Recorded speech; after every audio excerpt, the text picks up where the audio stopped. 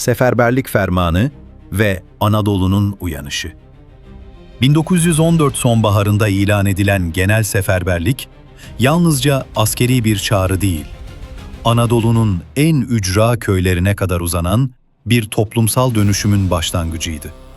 Çünkü bu çağrı, tarlada saban süren çiftçiyi, medresede okuyan talebeyi, çarşıda dükkan işleten esnafı bir anda asker kimliğine dönüştürüyor ve bir imparatorluğun son büyük direnişi için insan kaynağını harekete geçiriyordu.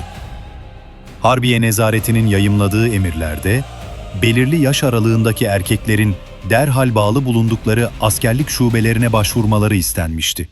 Ve bu çağrı, özellikle İç Anadolu, Karadeniz ve Doğu vilayetlerinde yoğun karşılık buldu. Ancak sevk işlemleri kolay değildi. Zira demiryolu ağı sınırlıydı. Erzak yetersizdi ve cepheye ulaşmak haftalar süren yürüyüşler gerektiriyordu.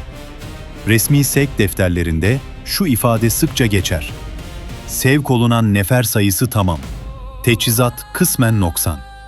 Bu kısa cümle, Anadolu'nun insan gücü açısından hazır olduğunu fakat malzeme açısından zorlandığını gösterir. Köyden cepheye, bir mektubun tanıklığı.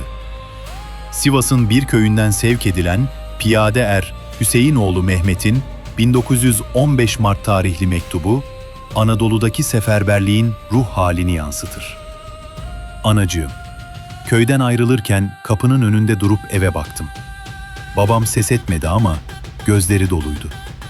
Bize dediler ki, Çanakkale'de düşman boğaza dayanmış. Gidiyoruz.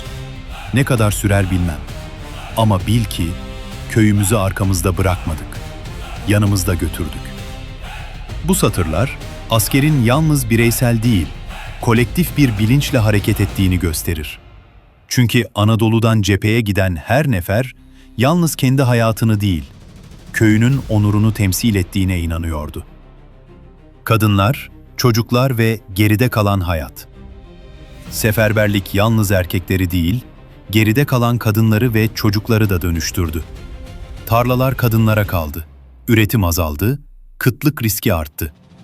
Hilal-i Ahmer kayıtlarında, cepheye gönderilen erzakın önemli kısmının Anadolu köylerinden toplandığı görülür.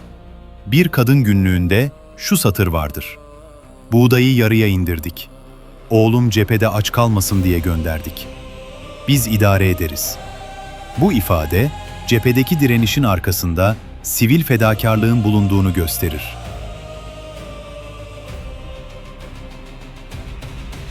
Askeri hazırlık ve eğitim.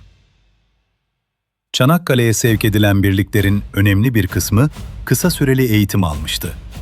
Teçhizat eksikliği yaygındı. Ancak arazi bilgisi ve savunma pozisyonu avantajı bu eksiklikleri dengeleyen unsurlar oldu. Cephe defterlerinde şu not yer alır: nefer yorgun fakat azimli. Bu ifade seferberliğin psikolojik boyutunu özetler. Anadolu'nun seferberliği yalnız askeri bir mobilizasyon değildir.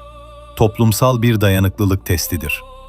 İnsan kaynağı açısından Osmanlı savunması güçlü bir refleks göstermiş, ancak ekonomik ve lojistik sınırlar belirgin olmuştur. Bu seferberlik, modern Türkiye'nin kolektif hafızasında milletçe ayağa kalkış anlatısının temelini oluşturmuştur. Çanakkale'de kazanılan yalnızca bir savunma başarısı değildir. Anadolu'nun her köşesinden gelen insanların ortak direncidir.